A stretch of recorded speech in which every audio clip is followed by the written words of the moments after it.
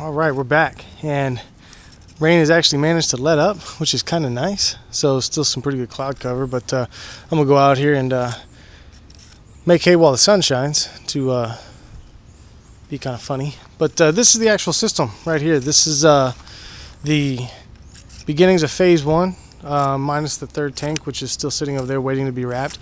I want to say there's a lot of people that I spoke or that I watched YouTube videos on to put all this together, and if Trenton Kaminsky and LDS Prepper, to name a few. There's a couple other folks that I got to watch a couple videos on. Southern Prepper and Engineer 775. They have some really good videos on rainwater harvesting. But this is the system that I kind of concocted and pieced together. For the most part, it's pretty standard. The collection area on the roof is actually really small. It's just this small portion over here that kind of comes off of the back of the dining room. So it's really just what's run off here to this corner, and then this small stretch of gutter right here. There's a lot of discoloration and stuff up there on the roof. That's because I used to have a big elm tree right there that I cut down because it was starting to smash into the side of the house. So I had to get rid of it, unfortunately. But that's actually not necessarily a bad thing, because since I have asphalt shingles anyway, it's just less stuff that's going to get run off into the rainwater system. But yeah, it's just this small stretch coming down into here. So my diverter is not very big. Get up here and get kind of close on it. It's 4 inches. It starts right about here where this tee off is, down to here. 45 down at the bottom with a cap that I just leave slightly unscrewed to allow for drainage. This tee right here is actually a mistake. Not gonna lie about it, but I already had the bottom of it glued. Everything from here up, for the most part, is not glued. Since there's gonna be several gallons of water sitting in there, just to kind of tighten everything up to prevent too much leakage at once and having it run down. I glued all that together. The tee off here, I was going to have this part run out and straight around, but then I thought better of it, because what I wanted to do was I wanted to put this Y in because I wanted to have a little more gravity kind of pulling some of the sediment down before it actually got into the pipe and started running its way around. There I will get like big pieces of twig and stuff like that that'll float on the top, and just in case anything got past the bottle, I didn't want it running down and into my system. So I wanted to have this little Y kind of going up just to kind of give some of the heavy sediment a little more time to fall and to catch underneath the bottle. The small sticks and stuff like that, I'm not going to be able to prevent until I get over here and I get a filter put in there. But if I wanted to, I could take this cap off, put another flush diverter over on this side with another bottle and everything to kind of keep it all in the pipe, so to say. But more than likely what I'll end up doing is just cutting it off right here, putting a coupling on 4 inches up to this Y, and then having it go back into 3 inch. So that's that part of it. That's a sock just to kind of keep some of the big leaves and stuff out until I get like a screen mesh to go into the top of that. But then it runs at a slight down angle all the way around over to here. This is all 3 inch at the elbow, 3 inch down to here. You kind of can't get too far back because I got a fence back here, but you can see, if you look at the brick right there, you can see how it angles pretty good on the runoff side. And then just a couple of elbows down into here. This is 2 inch male threaded PVC into the top of the cap, which is buttress thread. What I'm looking for right now, and I don't know if I can find it, is a 6 inch reduced to a 3 inch coupling that's buttress threaded. I've looked at a couple specialty places here in town, and they do have 6 inch, but they're the PVC thread. They're not the buttress thread, the thicker thread. So for right now, since I'm just using one downspout over here, that 2 inch is going to be more than enough. Eventually what I'll do is I'll run a stretch of gutter on this side, and I'll collect all off of here. But what I'm going to do is wait until I get my third tank installed over here. before I take care of all of that. Summer's coming up pretty quick. We'll start drying up on the rain. I would like to get it in, but you know, I've got to wait for some better weather to come in. So told you guys about the cement slab down here. Man, am I not a mason, and did I really learn some interesting lessons about pouring slab. I learned that I'm not real good at it.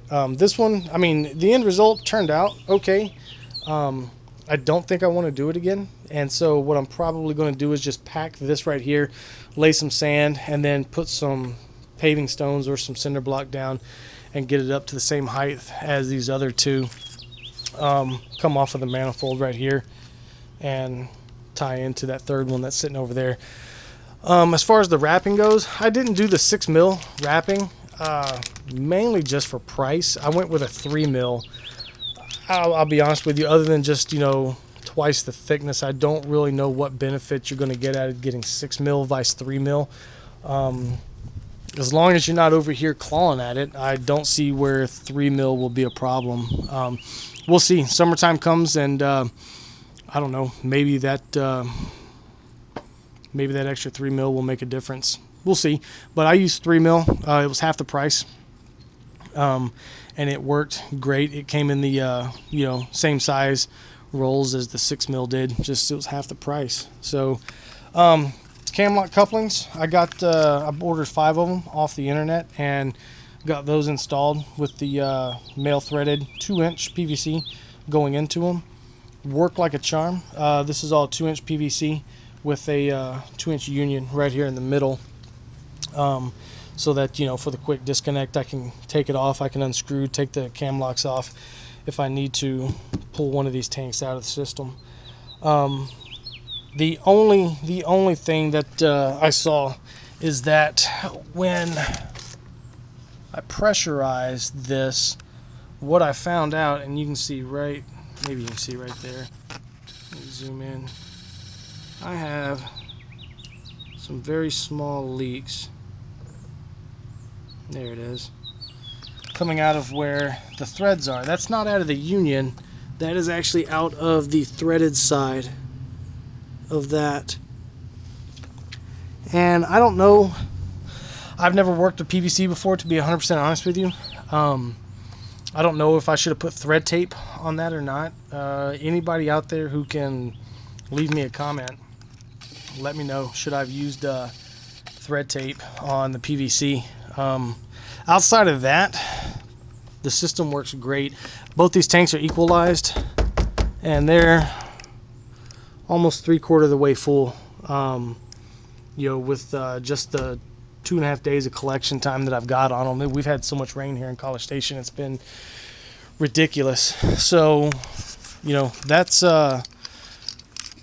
this side of the system. You know, maybe adding in another flush diverter, and then starting over here on, once I get this tank wrapped and put over on that side, I got to take the fence down to get it on the other side over there, and then get that side over there hooked up.